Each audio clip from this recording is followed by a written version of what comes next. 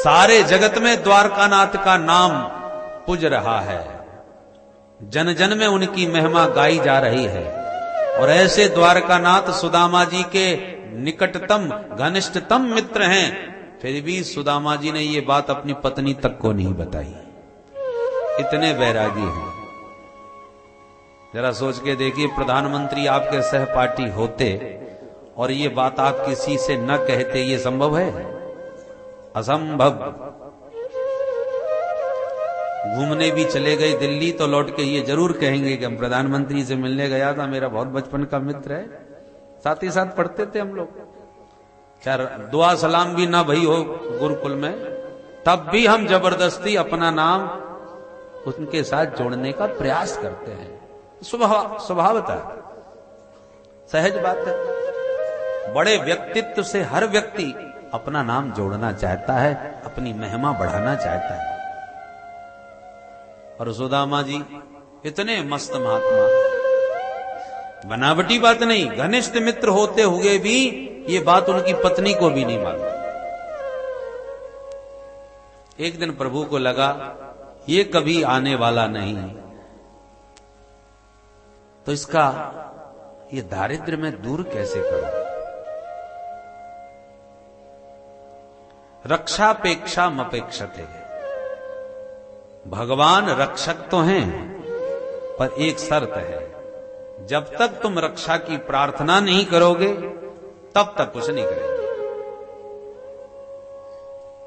तुम उन्हें रक्षक तो मानो, उनसे प्रार्थना तो करो, तब फिर सब काम संभालेंगे। सकृत एव प्रपन्नाय तवास्मीति च याचते, अभयम सर्वभूतेभ्यो ददामि तद्व्रतम मम। एक बार शरणागत होकर जो कहता प्रभु मैं तेरा, कर देता मैं अभय उसे सब भूतों से यह व्रत मेरा। ये भगवान का व्रत है कि एक बार तो तुम्हें मेरे पास आना पड़ेगा, मुझसे कहना पड़ेगा कि प्रभु हम तुम्हारे हैं, उसके बाद जिम्मेवारी फिर मेरी है। अनन्याश्चिन्तयन्तो मां ये जनाः पर्युपासते, तेषां नित्याभियुक्तानां योगक्षेमं वहाम्यहम्। जिम्मेवारी मेरी बाद में है, पहले तुम तो स्वीकार करो। तो भगवान को लगा कि कैसे इसको बुलाऊं। एक दिन भगवान मानो साधु बन के स्वयं भगवान ही पहुंच गए।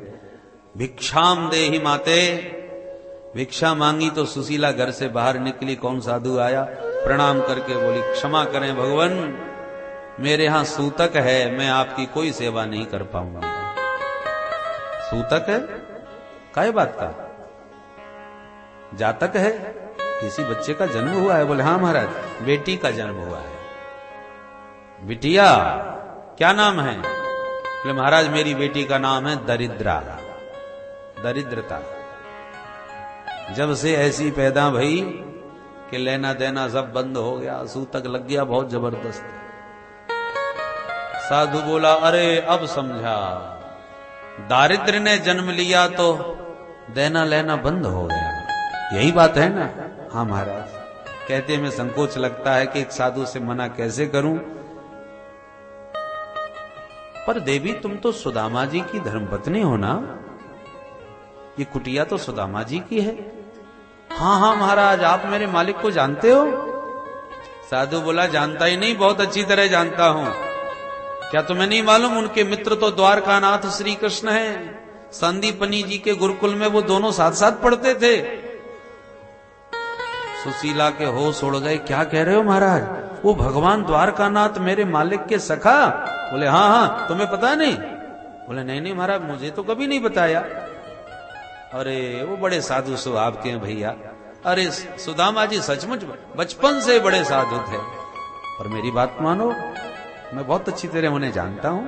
वो भजन में बैठे हैं तो बैठे रहने दो, मौका मिले तो कभी द्वारकानाथ के दरबार में भेज दो, सारा दारिद्र दूर कर देंगे।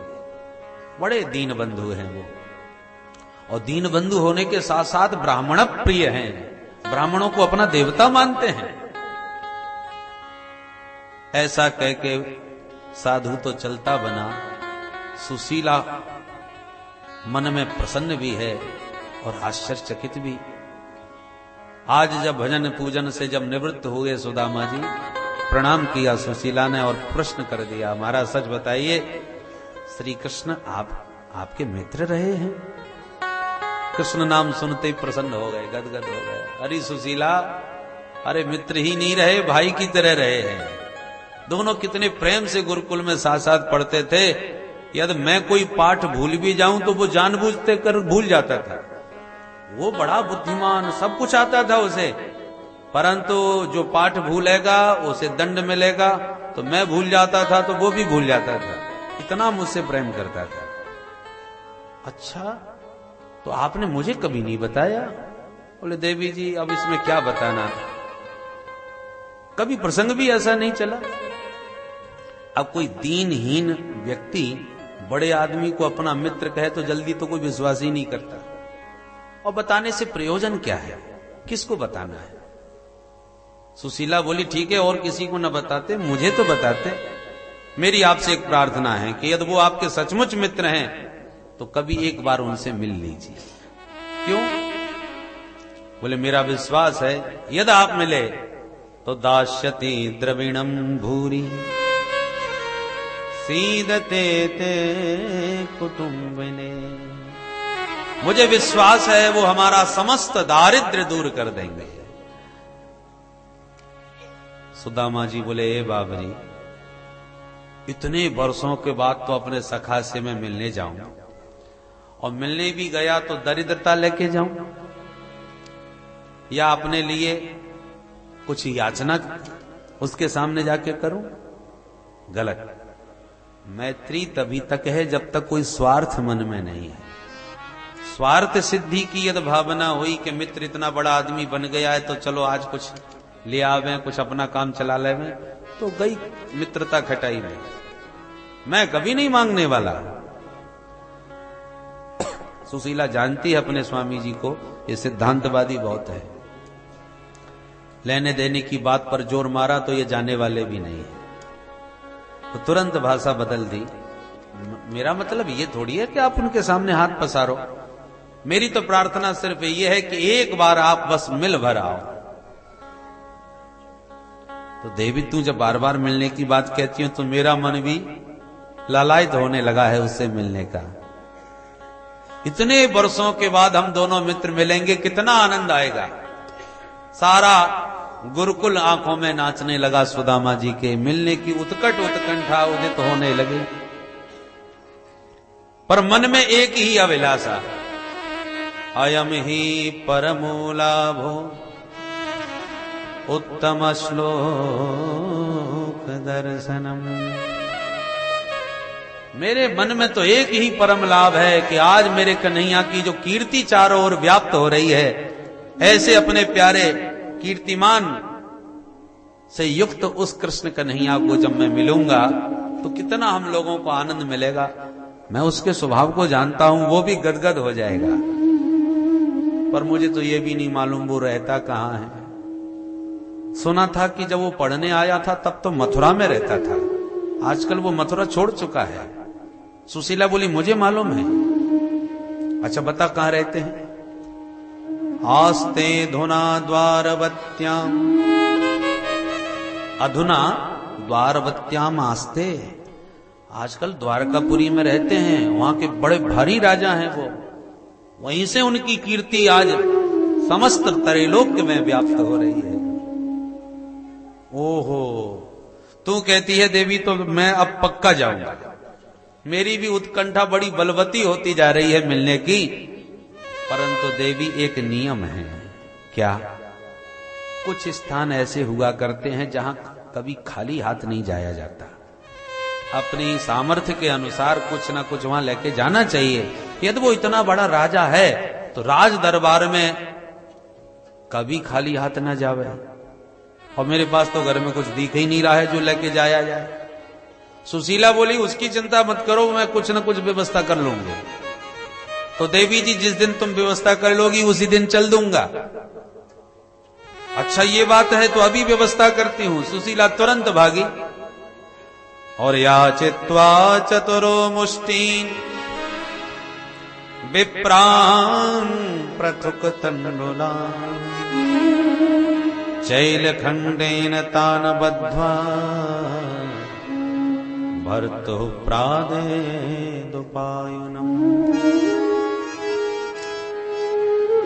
4 मुट्ठी चावल सुशीला 4 ब्राह्मणियों के घर से एक एक मुट्ठी मांग लाई।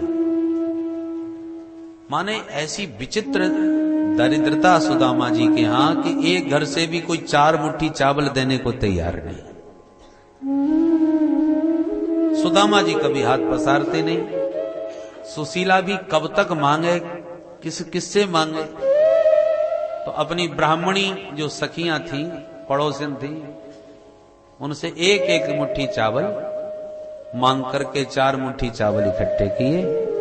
4 मुट्ठी चावल इकट्ठे तो हो गए और रखने के लिए वस्त्र नहीं जिसमें पोटली बांध के दे दी जाए। पूरा घर छान मारा, तब एक बहुत पुरानी जीर्ण सीर्ण धोती मिली। उसी धोती को दुबरा तिबरा करके, क्योंकि इतनी छनी हुई थी, इतनी फटी हुई थी कि एक वस्त्र से संभव नहीं था पोटली बांधवाना, इसलिए चैल खंडेन तान बद्ध्वा, अनेक खंड एक के नीचे एक लगाए, उसी वस्त्र से गए तो 4 मुट्ठी चावल की पोटली बंध गई। और अपने स्वामी जी को देते हुए सुशीला बोली, महाराज आप जब भी मिलें तो अपने सखा से मेरा एक छोटा सा निवेदन अवश्य करें। कहो देवी क्या कहना है। पोटली देते हुए सुशीला ने अपनी मनोव्यथा थोड़े से शब्दों में कही। एक मास द्वय पाख में 2 एकादशी हो, मेरे घर गोपाल जो नित्य एकादशी हो। हे द्वारिकानाथ, आपके सभी भक्त एकादशी का व्रत महीने में 2 बार करते हैं। पक्ष में 1 बार एकादशी आती है और मेरे यहां 12 मास एकादशी ही बनी रहती है। कभी इस मेरे घर में द्वादशी भी आएगी कि नहीं। थोड़े से शब्दों में अपनी मनोव्यथा सुशीला ने कही। सुदामा जी बोले, अच्छा ठीक है देवी, कभी अवसर मिला तो तेरा ये संदेश भी उसे सुना दूंगा। और यूं कह के बगल में पोटली दबाए सुदामा जी महाराज चल पड़े। चलते चलते बेचारे जब बहुत थक गए तो एक वृक्ष की छांव में थोड़ी देर के लिए लेट गए विश्राम हेतु। और प्रभु का नियम है, जो तू आवे 1 पग, मैं आऊं पग 60। जीव जब परमात्मा को पाने को 1 कदम बढ़ाता है तो गोविंद 60 कदम दौड़ के उसका स्वागत करते हैं। जितना जीव परमात्मा से मिलने को तत्पर नहीं, जितना परमात्मा जीवात्मा से मिलने के लिए लालायित रहते हैं। दोनों ही परम प्रिय अभिन्न सखा हैं। सुवर्णावेतौ सदृशौ सखायो। भगवान ने ऐसी लीला रची, सोते सुदामा जी को द्वारकापुरी में लाके सुला दिया। नेत्र खोल के जब देखा तो बड़े भव्य विशाल भवन दिखाई पड़ने लगे। भौचक्की होकर के तुरंत सुदामा जी खड़े भये, चारों ओर देखने लगे। एक पथिक राहगीर आता दिखा। भैया जी एक निवेदन करूं? कहो। हमें भैया द्वारकापुरी जाना है, बता सकते हो यहां से द्वारकापुरी कितनी दूर होगी? हंसता हुआ राहगीर बोला, बाबा ये द्वारकापुरी में ही आप खड़े हो। ये जितने भी महल दिख रहे हैं ना, ये सब द्वारकानाथ के द्वारकापुरी के महल है। ओहो, द्वारकापुरी में आ गए। तो भैया एक बात और बताए दे। पूछो। बोले यार द्वारका में मेरा कन्हैया कहां मिलेगा? बोले कन्हैया कौन है? उनका पता ठिकाना पूरा विस्तार से दो, परिचय। बोले भैया मैं और ज्यादा पता ठिकाना तो कछु जानू ना है, परंतु वाको पूरो नाम तो है कृष्णचंद्र। मेरे बचपन को मित्र है ना, इसलिए मैं बातें कन्हैया कन्हैया बोलूं। राहगीर एकदम फटी आंखों से देखने लग गया। महाराज आप किसका नाम ले रहे हैं? जिनका आप नाम बोल रहे हैं वो यहाँ के सर्वेश्वर हैं, वो यहाँ के मालिक हैं। उनका नाम ऐसे नहीं लिया जाता जैसे आप बोल रहे हो। तो कैसे लिया जाए भैया, तू बताए दे। बोले भैया उनके नामों में विशेषण लगाए जाते हैं। बड़े अदब के साथ श्री श्री 1008 श्री महाराजाधिराज द्वारकानाथ श्री कृष्णचंद्र जी महाराज ऐसे बोलो। सुन करते सुदामा जी की धड़कन तेज हो गई। हे भगवान, इतनो लंबो चौड़ो नाम है गयो बाको।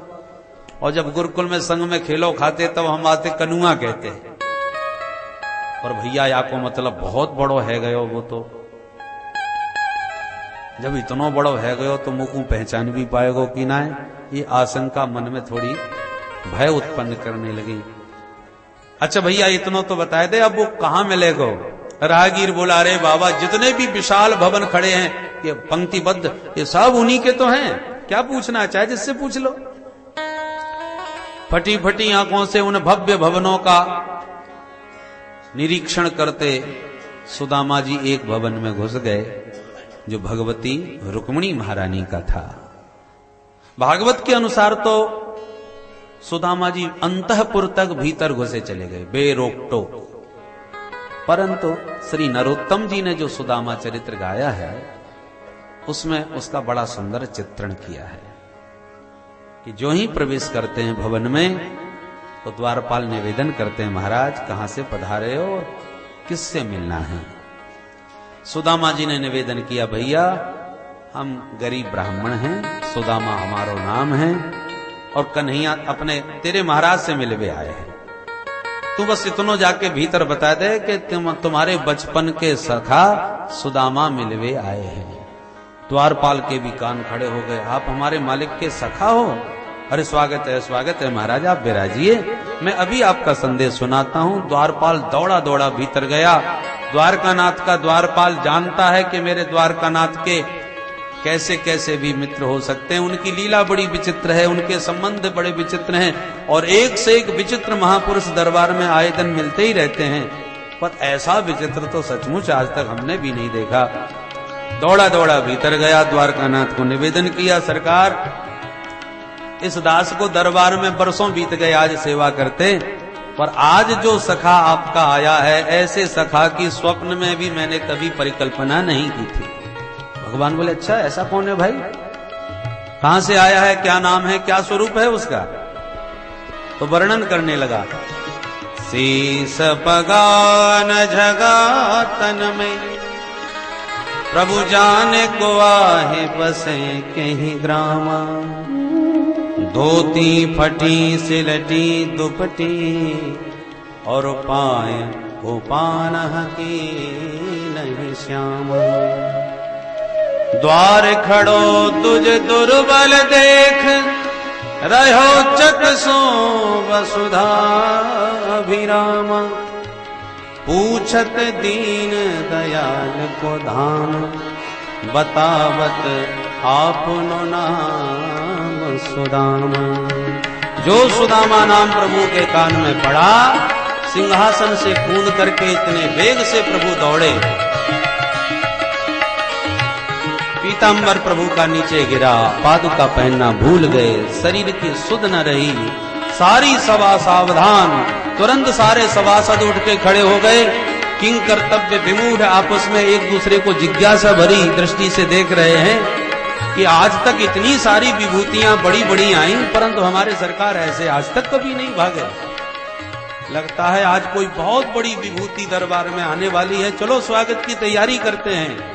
सारी सभा स्वागत में सावधान हो गई और भगवान दौड़े दौड़े मुख्य द्वार तक पहुंचे, जहां पर खड़े सुदामा जी अनेक ऊहापोह में उथल पुथल मन में मची हुई है। नाम याद होगा भी कि नहीं, पहचान पाएगा कि नहीं, पर जो भगवान द्वारकानाथ की दृष्टि पड़ी, तुरंत दौड़ करके भगवान दीनानाथ ने सुदामा जी को हृदय से लगा लिया। सुदामा जी को लगा जैसे आनंद के महासागर में निमग्न हो गए हों। बोल दीन बंधु भगवान की जय, भक्त वत्सल भगवान की जय। दौड़ करके भगवान ने हृदय से सुदामा जी को लगाया। ऐसा आनंद उमड़ा दोनों के हृदय में कि अत्यंत आनंद के वेग में कंठावरुद्ध हो गया, नेत्र सजल हो गए। न तो सुदामा जी कुछ बोल पाए, न द्वारकानाथ कुछ कह पाए, और तुरंत सुदामा जी का हाथ पकड़ के भगवान भीतर लाए।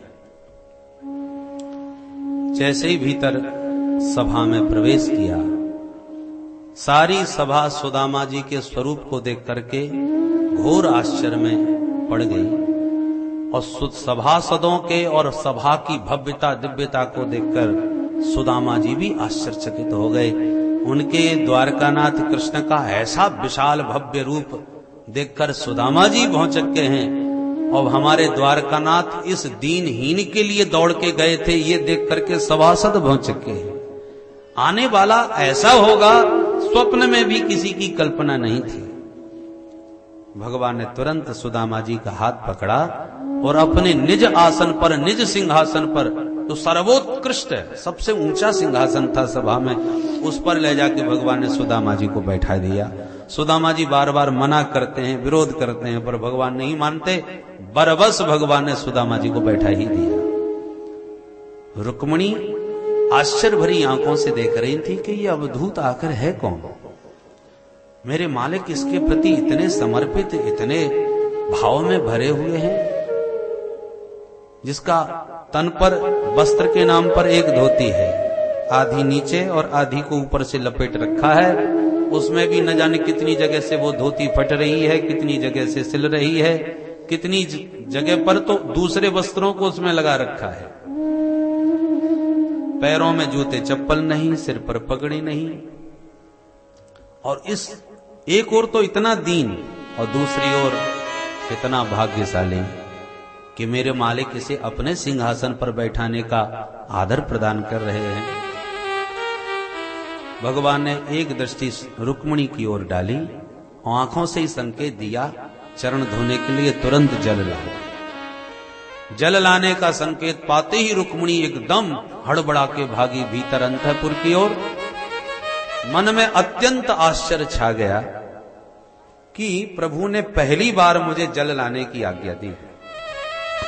सभा में सैकड़ों दास दासी सावधान हाथ जोड़ के खड़े रहते हैं, प्रबल प्रतीक्षा रहती है कि प्रभु का कोई संकेत मिले, हम कुछ सेवा करें। जिसको भगवान सेवा की आज्ञा दें वो अपना सौभाग्य समझता है कि आज मालिक की सेवा का अवसर मिला, ये मेरा सौभाग्य है। पर इतने दास दासियों के रहते हुए भी भगवान आज्ञा पटरानी को दे रहे हैं। पट्ट महसी जो सर्वश्रेष्ठ द्वारका की मालकिन है, रुक्मिणी को इसी से समझ में आ गया कि ये कोई साधारण महापुरुष नहीं हो सकता, जिसके चरण धोने के लिए प्रभु मुझे भेज रहे हैं। तुरंत पानी लेने को प्रविष्ट हुई भीतर, और भगवान सुदामा जी के चरणों में स्वयं बैठे हुए हैं। दोनों चरणों को भगवान ने जबरदस्ती उठा के अपनी गोद में रख लिया और अपने दिव्य पीतांबर से धीरे धीरे सुदामा जी के चरणों की धूल झाड़ने लगे। और जैसी पाद तल पर भगवान का कर कमल पहुंचा तो इतने कंटक, इतने कांटे चुभे हुए थे और न जाने कितने ही फपोले छोटे छोटे पड़े हुए थे। इतनी लंबी यात्रा पैदल जो की, भगवान कांटा निकालते हैं तो रक्त बहने लगता है। फपोले में छोटे छोटे कंकड़ भरे हुए हैं, कई फपोले फूटे हुए हैं। ऐसे चरण तल की स्थिति को देखकर अपने प्रिय सखा की ये दयनीय दशा जो देखी तो द्वारकानाथ इतने द्रवीभूत हो उठे कि जब तक रुक्मिणी पानी लाती तब तक प्रभु के नयनों से ही यमुना और गंगा की दिव्य धारा प्रवाहित हुई। सुदामा जी के पूर्णतः श्री चरणों को भगवान ने नयन जल से ही, नयन नीर से ही प्रक्षालित कर दिया। ऐसे बेहाल बिबाइन सो पग कंटक जाल लगे पुनि जोए, हाय महा दुख पायो सखा, तुम आए ही तैन किते दिन पोए। देख सुदामा की दीन दशा, करुणा करके करुणा निधि रोए, पानी परात को हाथ छुओ नहीं, नैनन के जल सो पग धोए। प्रीतो विमुंजयन बिंदु नेत्राभ्याम पुष्करेक्षण। भगवान के विशाल कमल जैसे नयनों से प्रवाहित नीर को जब रुक्मिणी ने आकर देखा कि जिस जल को चरण धोने के लिए लाई थी उसकी अब आवश्यकता ही नहीं रही, सुदामा जी के तो दोनों चरण धुले हुए दिखाई पड़े। रुक्मिणी के आश्चर्य का ठिकाना नहीं। कल्पना करने लगी खड़ी खड़ी रुक्मिणी, किम अनेन कृतम पुण्यम अवधूतेन भिक्षुणा श्रियाहीनेन लोकेस्मिन् गर्हितेन धमेन च। जहां एक और ये दीनहीन है ब्राह्मण, तहां दूसरी ओर आज मुझे संसार में इसके समान भाग्यशाली दूसरा नजर नहीं आता। कितना बड़भागी ये ब्राह्मण है। बड़े बड़े पुण्यों का इतना ही फल होता है कि मेरे प्रभु का उन्हें दर्शन प्राप्त हो जाए। अरे बड़े बड़े संत समाधि में मेरे प्रभु की पदनख चंद्रिका का प्रकाश देख करके कृतार्थ अनुभव करते हैं। और धन्य है ये महापुरुष जिसके चरण मेरे मालिक अपने नयन नीर से प्रक्षालित कर रहे हैं। आज सारा संसार सुदामा जी के सौभाग्य की सराहना मन ही मन कर उठा, पर प्रभु ने अनुभव किया कि मेरा मित्र सिंहासन पर सहमा सहमा बैठा है, संकोच में गड़ा जा रहा है, कुछ हृदय की बात बोल नहीं पा रहा, दृष्टि ऊपर उठा नहीं पा रहा। तो प्रभु को लगा मित्र को संकोच में नहीं डालना चाहिए। चरणोदक तो भगवान ने रुक्मिणी को थमाया और कहा, इस पावन जल से मेरे संपूर्ण भवनों को पवित्र कर दो, इसका सिंचन कर दो। और हाथ पकड़ के मित्र से बोले, मित्र तुम बहुत हारे थके से नजर आते हो, चलो अंतःपुर में एकांत में थोड़ा विश्राम कर लो। हाथ पकड़ के भगवान भीतर अंतःपुर में ले गए, सुंदर स्नान कराए, वस्त्र धारण कराए, विविध व्यंजनों का भोजन पवाए। पाने के बाद अपने प्रिया पर्यंक पर एकांत सैया पर जाकर के विश्राम दिलाए। सुदामा जी ज्यों ही लेट गए, भगवान स्वयं सुदामा जी के चरण दबाने बैठ गए। सुदामा जी बार बार हाथ पकड़ते हैं, फिर भी भगवान मानते नहीं। रुक्मिणी ने देखा मेरे मालिक जब चरण सेवा कर रहे हैं तो मैं भी तो कुछ सेवा करूं।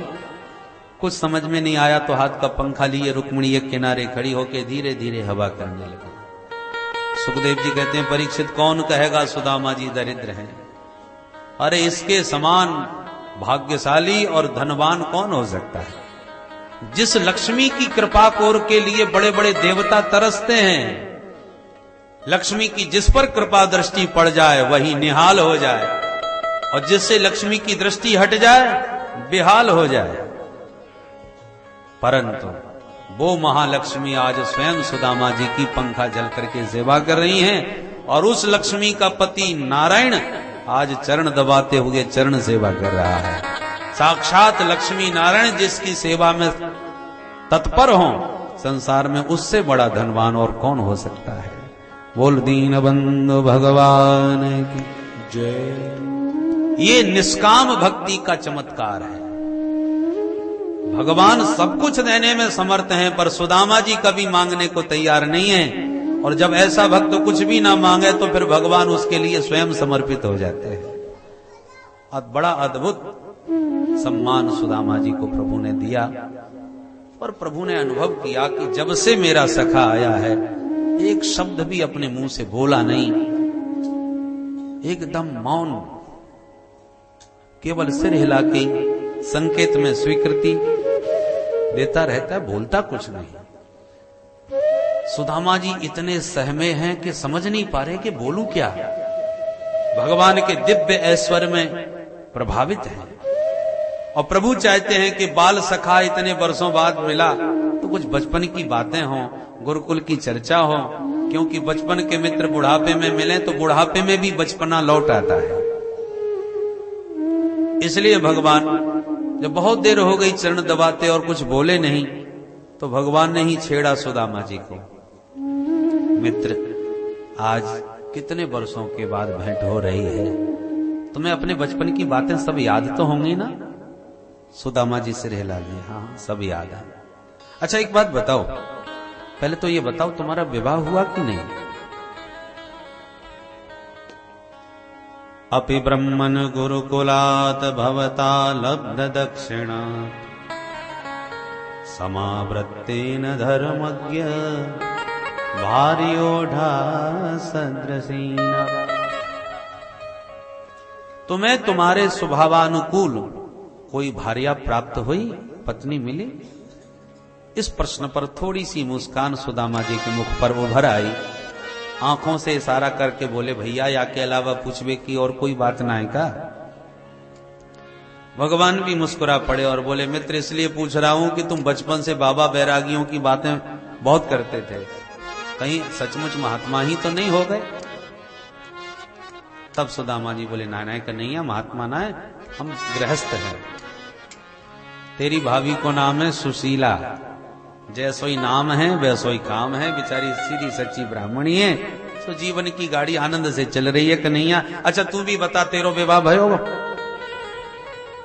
भगवान हंसते हुए बोले, मित्र अब हमारी ना पूछो, हम बाद में सब बताएंगे। सुदामा जी बोले, अरे कन्हैया आज जैसे तैसे तेरे बारे में पता चलो सो आए हैं, तेरे से मिलबो कोई सामान्य बात है का? और मिल भी जाते तो क्या तू सचमुच आ जाते? भगवान बोले, अब जो है गयो सो है गयो, उन बातों को छोड़ो, अरे पर बुला के तो देखते। अच्छा एक बात बताओ, नहीं बुलाया तो कोई बात नहीं, पर भाभी जी से कभी हमारी चर्चा करी? सुदामा जी बोले, सच्ची बोलूं कन्हैया तेरी भाभी नहीं आज भेजो है तेरे पास। अरे वाह, भाभी जी ने हमारे पास भेजा है? तब तो हमारी भाभी जी ने हमारे लिए कुछ ना कुछ अवश्य भेजा होगा। सुदामा जी की धड़कन तेज भई। अरे राम राम, ये इतना बड़ो राजा धीराज, और मैं 4 घर के मांगे भाई चावल लेके आया हूं, कैसे याकू दूं? देखेगो तो कहा सोचेगो। संकोच में गड़ गए सुदामा जी। बगल में पुटरिया बड़ी जोर से चावल की दवाई ली। अरे कन्हैया भैया हम पे का धरो जो तेरे ताई ले आते। भगवान बोले, ऐसी बातें मत कियो, मित्रता में ये सब बातें ना होए। कहते भाभी जी ने दिया है तो बोलो, नहीं तो मना कर दो। सुदामा जी बोले, तो और कैसे मना करें भैया, कह तो रहे हैं अपने राम पे का धरो जो तेरे ताई लाते। भगवान हंस करके बोले, मित्र समझ गया, तुम्हारी बचपन की आदतें अभी भी ठीक ना भाई। का मतलब? भगवान बोले, पहले तो ये बताओ बचपन की बातें याद हैं? अरे लाला सब एक एक बात याद है, तू पूछ के देख। कन्हैया बोले तो अच्छा तो बताओ। वादना हम और आप गए थे जंगल में समिधा बीनने, याद है? सुदामा जी बोले, हाँ कन्हैया, बारात को भूल जाऊं मैं? अरे भैया वादना जंगल में कैसे भटके कन्हैया, रास्ता ही भटक गए, लौट के आश्रम वापस ना पहुंच पाए, और लगे पानी कितना भयंकर पानी बरसो कन्हैया, याद है? सारी रात वृक्ष के ऊपर बैठ के बितानी पड़ी थी। भगवान बोले, अरे तुम्हें तो सब याद है। भगवान बोले, तब तो ये भी याद होगा कि बारात सर्दी के मारे तुम्हारे दांत कितनी जोर से कटकटा रहे थे। सुदामा जी समझ गए ये तो कछु और पोल पट्टी घोलबे बारो है, तो बड़ी जोर से हंस गए और प्रसंग बदल गए। अरे कन्हैया तू रहने उन गुरुकुल की बातन को, वो बचपन के आनंद ही कछु और थे भैया। अब वो बातें याद आवे तो बड़ो आनंद आवे कन्हैया। अब देखिए, बचपन के मित्र जब बुढ़ापे में मिलते हैं ना, तो थोड़ी सी चर्चा करते ही खूब हंस लेते हैं कि आगे की बातें उन्हें सब याद आ जाती हैं, पर तीसरे के पल्ले कुछ नहीं पड़ता। रुक्मिणी पास में खड़ी सब सुन रही हैं, पर उनके पल्ले कुछ नहीं पड़े कि सर्दी पड़ रही थी, दांत कटकटा रहे थे, रास्ता भटक गए थे, या में हंसवे की कौन सी बात है। और दोनों मित्र खूब ठहाका मार के इतनी बात कह के हंसे। आगे की तो ये दोनों जाने, रुक्मिणी बिचारी है कछु समझ में बात ना आ रही। बचपन के मित्र हैं, न जाने कौन कौन सी बातें हैं। बातों बातों में भगवान बोले, मित्र मैं तो अब भी देख रहा हूं तुम्हारी आदतें सब वैसी की वैसी ही हैं, नहीं तो सच बताओ भाभी जी ने कछु ना भेजो। सुदामा जी बोले, ले फिर आ गए भाभी जी पे। अरे भैया एक बार मना कर दे तो तू बार बार काहे को पूछे? भगवान बोले, इसलिए पूछ रहा हूं शायद तुम हमारा स्वभाव भूल गए। देखो मित्र, मैं पदार्थों का भूखा नहीं हूं, तुम्हें मालूम नहीं? पत्रम पुष्पम फलम तोयम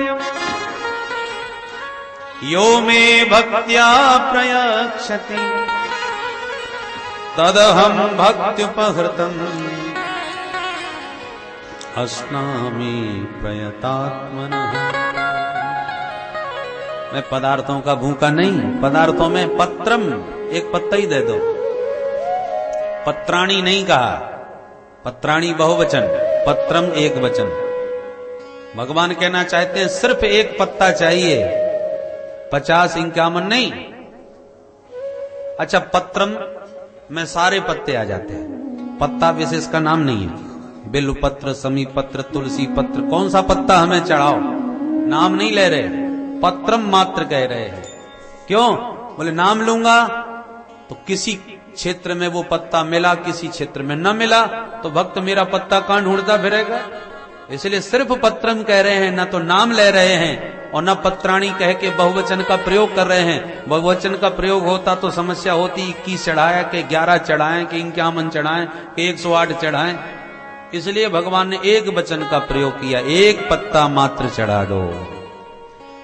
और अधिक कुछ देना चाहते हो तो पुष्पम, पुष्पम में भी न तो पुष्प का नाम और न पुष्पाणी, एक फूल चढ़ा दो। और देना चाहते हो फलम, न तो फल का नाम और न फलानी, बहुवचन नहीं, सब में एक वचन। एक पुष्प हो, एक पत्ता हो, एक फल हो, फल में भी ऋतु फल, जो मौसम का फल हो, नाम नहीं लेते। और कुछ ना हो तो तोयम, तोयम माने जल, जल में भी नाम नहीं।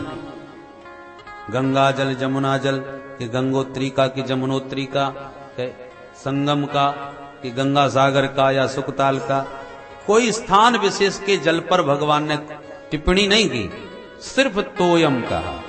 निर्मल जल भाव के पर कुछ भी पदार्थ हो चलेगा, शर्त सबके साथ एक है, यो में भक्त्या प्रयक्षति, वो दिया हुआ तुम्हारा पदार्थ भक्ति भाव से भरा हुआ होना चाहिए।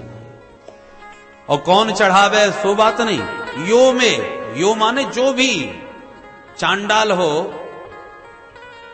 कुकर सुकर भी हो। अरे हाथी ने भी तो फूल ही चढ़ाया था, हाथी कौन से ऊंचे खानदान का था, जानवर था। इसलिए भगवान कहते हैं यो में भक्त्या प्रयक्षति, चढ़ाने वाला कोई भी हो, जीव जंतु कीट पतंग, पर जो भी प्रेम भक्ति के साथ मुझे जो भी पदार्थ चढ़ाता है, अस्नामि प्रयतात्मनः, मेरे प्यारे का दिया हुआ वह पदार्थ है, इसलिए बड़े प्रेम के साथ मैं उसे स्वीकार करता हूं और उसी से उसका ऋणिया हो जाता हूं। भगवान कहते हैं इसलिए मित्र सुदामा संकोच न करना, जो भी लाए हो, जैसा भी लाए हो, निसंकोच मुझे बताओ। सुदामा जी बोले कन्हैया तू चाहे जितना प्रवचन सुनाए दे, हम कछु ना लाए।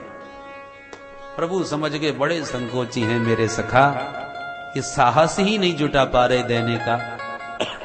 सर्वांतर्यामी से कुछ छुपा तो है नहीं।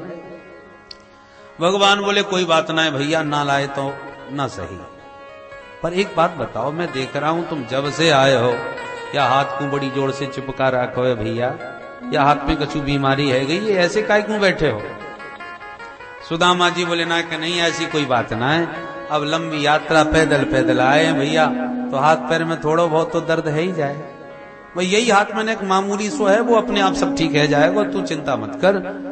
भगवान बोले बड़े आश्चर्य की बात है, पैदल आए हो तो पैर में दर्द होना चाहिए कि हाथ में? हम फालतू में ही पैर दबा रहे हैं। अरे हाथ में दर्द है तो हाथ ही दबा देंगे, हाथ हमें दो, 1 मिनट में मालिश करके सबरो दर्द तुम्हारो दूर कर दूं। सुदामा जी हाथ जोड़ के बोले देख कन्हैया तू ज्यादा बहस मत कर, मेरो हाथ अपने आप सब ठीक है जाएगा, तू मेरी नेको चिंता मत कर, और या हाथ से बिल्कुल हाथ मत लगा। भगवान बोले कछु है जा, जब हाथ में दर्द दिख है तो अब हम दूर करके तो अवश्य छोड़ेंगे, ऐसे कैसे ध्यान न दे। भगवान को अचानक पुटरिया नजर आएगी बगल में दबी, और भगवान ने बरबस अपना हाथ आगे बढ़ा करके स्वयं जहार किमिदम इति पृथुक तंडुलान, पोटली पकड़ के एक झटके में बाहर निकाल ली। अरे या पुटरिया में कहा है मित्रों की बात, सुदामा जी तो मुंह लटका के रह गए और भगवान ने तुरंत पोटली खोल के एक मुट्ठी चावल मुख में डाला। बोल दीन बंधु भगवान की जय। मन ही मन माधव ने एक मुट्ठी चावल से एक लोक की संपदा सुदामा को प्रदान कर दी। जहां विधाता ने ललाट में लिखा था श्री क्षय, उसे उलट के भगवान ने यक्षश्री कर दिया। श्री क्षय का अर्थ होगा लक्ष्मी की हानि, और उलट गए अंक तो हो गया यक्षश्री, और यक्षश्री की का अर्थ हो गया कुबेर की संपदा। जहां धन की हानि थी वहां कुबेर की संपत्ति भगवान ने अपने सखा को प्रदान कर दी। यह है भगवान की दीन बंधुता की कृपालुता का चमत्कार। मसकहीं करहीं बिरंज प्रभु अजहि मसकते ही। दूसरी मुट्ठी चावल हाथ में लिए कि रुक्मिणी ने हाथ पकड़ लिया और आंखों से इशारा किया, प्रभु सर्वस्व दे के क्या आप स्वयं सुदामा बनना चाहते हो? अपने घर परिवार का भी थोड़ा ख्याल करो। अथवा हाथ पकड़ के संकेत दिया कि कच्चे चावल भावुकता में पा रहे हो, कहीं पेट खराब ना हो जाए। अथवा इसलिए हाथ पकड़ा कि संत का लाया प्रसाद अकेले कैसे पा लिया? प्रसाद तो सबको मिल बांट के पाना चाहिए, इसलिए हमें भी प्रसाद मिल जाए। भगवान बोले ठीक है, तो ये देवी ये प्रसाद तुम सबको बांटो। श्रद्धा पूर्वक रुक्मिणी प्रसाद लेके तंदुल पोटली लेके चली गई। एकांत पा करके भगवान बोले, मित्र इतनी प्यारी भेंट भाभी की भेजी हुई, तुम इतनी देर तक छुपाए बैठे रहे? कितनी तृप्ति, कितना आनंद इस प्रसादी में मेला में वर्णन नहीं कर सकता। परंतु यदि भाभी जी ने मुझे लिए प्रसाद पोटली में प्रसाद भेजा तो कुछ ना कुछ मेरे लिए कहलवा के भी भेजा होगा, कुछ तो मेरे बारे में कहा होगा। सुदामा जी को संदेश याद आ गया और तुरंत एकांत अवसर जान करके, उचित समय जान करके संदेश भी सुना दिया।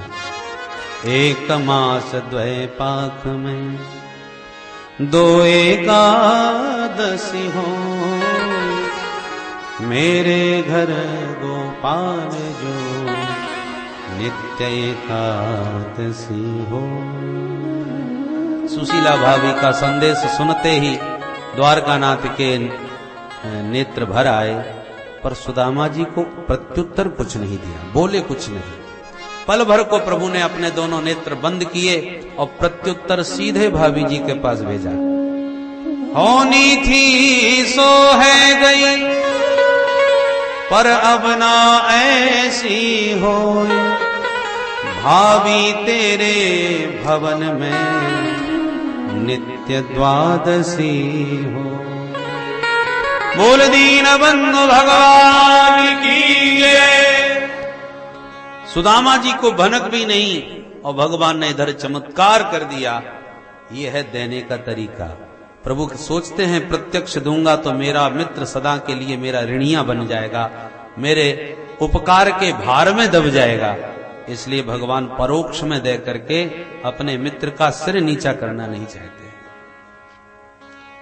सुदामा जी ने आंख बंद किए कन्हैया को देखा तो लगा कि अरे राम राम, घर की दशा पर शायद दुखी हो गया। सुदामा जी ने तुरंत प्रसंग ही बदल दिया, दोबारा कोई चर्चा ही नहीं करी। अरे कन्हैया तू जाने दे भैया, हम तो ब्राह्मण देवता हैं, खाते पीते चैन से आनंद की जिंदगी चल रही है, और तू अपने बारे में तो कछु अपने बारे में कछु ना बतावे, मेरे घर गृहस्थी की सब पूछ तो जाए। भगवान बोले तो आप पूछो। सुदामा जी बोले हम तो पूछ तो लिए भैया, तेरो विवाह भयो कि ना है? भगवान बोले बैठे हो तो सीधे मिलवाई देते हैं, बताएं क्या? अरे भैया जरूर मिलेंगे भैया, मिलवा। भगवान ने रुक्मिणी से कहा सबसे को प्रणाम कर जाए। पटरानियों को पता चला, सब दौड़ी भागी चली आई, कोई विशेष महापुरुष आए हैं, चलो आशीर्वाद ले आए। रुक्मिणी ने दौड़ के किया दंडवत, महाराज प्रणाम। सुदामा जी इशारे में बोले द्वारकानाथ से परिचय तो कराए, कौन है ये? भगवान बोले यही है हमारी धर्मपत्नी जी। ओहो सौभाग्यवती भव, पुत्रवती भव, पति प्रिया भव, ढेरों आशीर्वाद की झड़ियां लगा दी। पीछे से सत्यभामा दौड़ी चली आई, महाराज प्रणाम। अरे लाला अब ये कौन है? भगवान हंसते भय बोले मित्र ये भी बेई हैं। अरे समझ गयो, दो दो विवाह कर लिए, बारे कन्हैया बड़े ठाट हैं तेरे। सौभाग्यवती भव। पीछे से कालिंदी चली आई, महाराज प्रणाम। लाला अब ये कौन आई गई? भगवान हंसते भय बोले मित्र अब बार बार मत पूछो, या समय जो भी तुम्हें प्रणाम करें समझ लो सब बेई हैं। अरे लाला तो का 10-50 हैं। भगवान बोले मुझे बतावे में बड़ी शर्म लगे। अब जितनी है सब सामने है, दंडवत कर ही रही हैं, आशीर्वाद दो अपने आप गिन लो। सुदामा जी बोले ठीक है तू सबन को बुला। अब उन्हें का खबर कितनी है, वहां तो इतनी लंबी लाइन। सुदामा जी तो बेचारे बाबरे है, सौभाग्यवती भव, पुत्रवती भव, पति प्रिया भव कहते कहते घरों बैठन लगो, आशीर्वाद देते हाथ दुखन लगे, गिनते गिनते खोपड़ी चकराई गई, 1000 2000 संख्या बढ़ती गई। बेचारे घबरा के संक्षेप में ही भव भव भव भव, जब 5000 संख्या पार हो गई तो घबरा के बोले लाला अब कितनी और बाकी हैं? भगवान बोले अबे तो आधी यूं ना भाई। सोई घबराए गए। अरे कन्हैया तेरी लीला भैया समझ में ना आवे, तू सच्ची सच्ची बता, पूरी संख्या एक बार में बोल दे। भगवान बोले मैं तो झूठ ना बोलूं, सच्ची बात है, पूरी संख्या 16108। आश्चर्य को ठिकानो ना रहा सुदामा जी को। एक कन्हैया तेने कर दियो कल्याण, 5-7 दिन लग जाएंगे सबन को आशीर्वाद देवे में, मेरे बस की बात ना है। भगवान बोले तो घर में लड़ाई करानी है का? ये बात सही है। अच्छा कन्हैया एक काम कर, ये तेरी अर्धांगनी, तू सबको अर्धांग, सबकी जगह तू मोह को दंडवत कर ले, मैं तो को इकट्ठो आशीर्वाद दे दूंगा सो सबन को बराबर पहुंचेगा। हाँ ये बात ठीक है। सब रानी पटरानियों को खूब आशीर्वाद दिया सुदामा जी ने एक साथ, और बोले अरे कन्हैया भैया मैंने तो एक विवाह कियो तो ना बुलायो, और दारी के तेने इतने विवाह किए, एक में मेरी याद ना आई, तुम तो बुला सके। भगवान बोले हमारी शादी की तारीख पक्की होती तब तो बुलायो जाता हूं, जब भाई पट्ट से विवाह है गयो, शादी की तारीख पहले काऊ की पक्की ना भाई। सुन सुन के सुदामा जी खूब हंसे, दोनों मित्रों में बड़ा आनंद रहा। सुदामा जी बोले लाला अब हम 1 मिनट ना रुकेंगे, तेरी भाभी राह देख रही होगी, क्योंकि एक के घर रुक गए तो दूसरी कहेगी आज मेरे महल में रुक जाओ, मेरे तो बरसन बीत जाएंगे भैया। तो भगवान ने रोकने का बहुत दुराग्रह नहीं किया और विदा करने को निकल दिए। सुदामा जी चलते चलते सोच रहे हैं कहीं यानी स्वागत सत्कार जोरदार की और लेवे देवी की बात कछु ना करी। और सुशीला टुकुर टुकुर देख रही होगी दरवाजे पर खड़ी, कछु ना है तो वाक्य ताई एक धोती दे दे तो ने खुश है जाती ब्राह्मणी। तो चलते चलते बोले अरे कन्हैया तू मेरे संग में कहां तक जाएगा, जा आराम कर, मैं आराम से घर पहुंच जाऊंगा। भगवान बोले जो आज्ञा। सुदामा जी बोले लाला तो अब हम चलें। भगवान बोले कैसे कहें?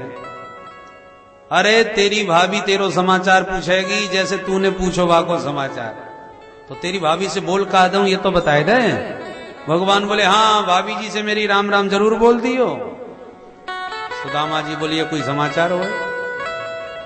अरे राजी खुशी राम राम सब कह देंगे, तो कोई विशेष बात बोलनी हो वो बता। भगवान बोले तो बोलियो, आप अकेले आई अच्छो ना लगो, आप दोबारा जब भी आओगे तो भाभी जी संग में जरूर आनी चाहिए। सुदामा जी समझ गए ये ना दे सके भैया, ठीक है अपने राम को तो कछु चाहिए ना है। अच्छा कन्हैया चलेंगे, भगवान ने चाहिए तो फिर मिलेंगे। मिलजुल के सुदामा जी चले गए और भगवान ने फूटी कोणी हाथ पहना दी और सुदामा जी विचार करने लगे, धन्य है मेरा कृष्ण कन्हैया, मेरे जैसे दीन को दौड़ करके हृदय से लगा लिया, इससे ज्यादा संपत्ति और क्या चाहिए मेरे को। क्वा हम दरिद्र पापिया क्व कृष्ण श्रीनिकेतन ब्रह्म बंधुरिति स्माहम बाहुभ्याम परिरम्भितः।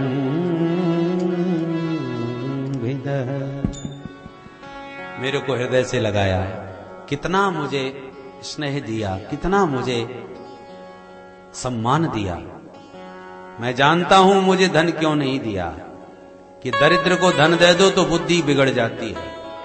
बड़ी कृपा करी कन्हैया ने धन से दूर ही रखा, क्योंकि सम्मान और संपत्ति को एक साथ हजम करना बड़ा मुश्किल होता है।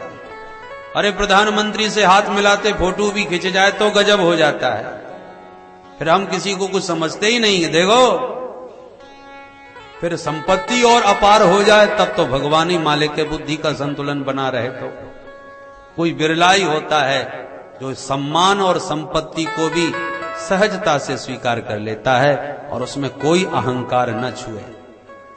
यही सब विचार करके मेरा कल्याण का भाव मन में होगा, इसलिए कन्हैया ने ये संपत्ति के चक्कर में मुझे नहीं डाला। ये सब विचार करते सुदामा जी घर आए। तो जहां घर पहुंचे तो कुटिया की जगह इतनी बड़ी कोठी, इतना विशाल भवन कि बेचारे को सुदामा जी को लगा जब लौट फिर के मैं द्वारका में ही तो नहीं घुसाया, भटक तो नहीं गया। पूरे भवन के चक्कर काटते आश्रम में। सुदामा मंदिर देख रहे, सुदामा मंदिर देख रहे, यहाँ तो थी मेरी टूटी झुपड़िया, यहाँ तो थी मेरी टूटी झुपड़िया, यहाँ तो थी मेरी टूटी झुपड़िया, यहाँ तो थी मेरी टूटी झुपड़िया, अब कंचन महल खड़े, कंचन महल खड़े, सुदामा मंदिर देख रहे, सुदामा मंदिर देख रहे, मंदिर देख रहे। बोलो सुदामा महाराज की जय। जैसी दरवाजा खोला कि सुदामा जी की जय बोली। सुदामा जी बड़े चक्कर में, अरे हमारी जय बोले व्यवहारो जी कौन आए गए हो।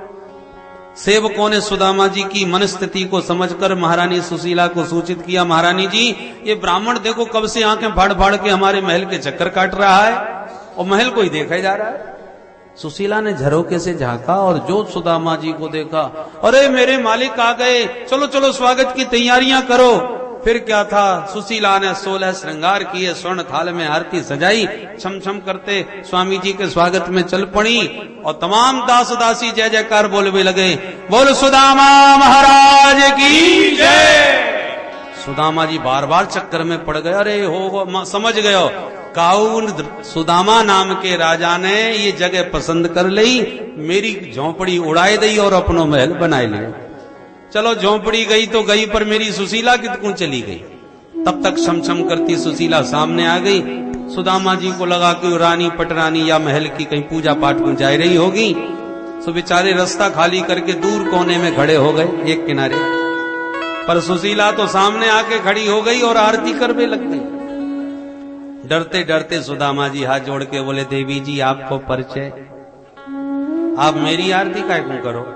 सुशीला बड़ी जोर से हंसी, जय हो महाराज, ऐसे सखा से मिलवे गए कि मोहिए भूल गए। जो सुशीला के शब्द कान में पड़े तब आंख फाड़ के सुदामा जी नीचे से ऊपर तक ब्राह्मणी को देखने लगे। अरे सुशीला तेरे दो दो चुटीला, हे भगवान मैं तो बिल्कुल घबरा गयो कि ये महारानी पटरानी कौन कहां चली आई। वो तो न को विश्वास ना हो कि मेरी 1.5 हड्डी की वही ब्राह्मणी है ये। एक बात तो बता सुशीला, ये जगमगाती साड़ी तेरी, ये चमचमाती वही सोने की थारी, इतनी ऊंची ये सब महल अटारी, ये सब तेरे पास कैसे आए गए। सुशीला बोली, मोते का पूछ रहे हो, आपके द्वारका नाथ सखा ने आपको कछु ना बतायो का, ये सब तुम्हारे कृष्ण कन्हैया की कृपा कोई चमत्कार है। अब सुदामा जी सब समझ गए। अरे सुशीला मेरा कन्हैया सचमुच घनश्याम है। सारी रात लोग सोते हैं और आकाश के घनश्याम चुपचाप पानी बरसा के चले जाते हैं, पता ही ना चले। ऐसे ही हम लोग मोह की निद्रा में सोते हैं और मेरे द्वारकानाथ कृष्ण कन्हैया घनश्याम बनके निरंतर सब पर कृपा बरसा रहे हैं और हमको पता नहीं चलता। मेरे को कुछ नहीं दिया पर परोक्ष में देखो कितनी कृपा बरसा दे। सचमुच कृष्ण कन्हैया कितने कृपालु हैं, कितने दीन बंधु हैं, सिद्ध हो गया।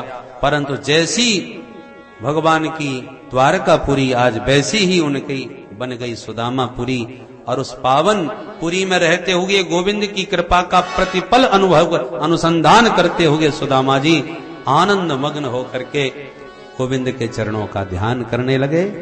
बोल दीन बंधु भगवान की जय, भक्त वत्सल भगवान की जय। आइए सुदामा जी के उस दिव्य पावन झांकी का हम लोग आनंद लें और भगवान के इस दीन बंधु स्वरूप को अपने हृदय में उतारें। आज सायंकाल का सत्र जो पूरा ध्यान से सुनेगा उसे संपूर्ण भागवत सुनने का फल प्राप्त होगा।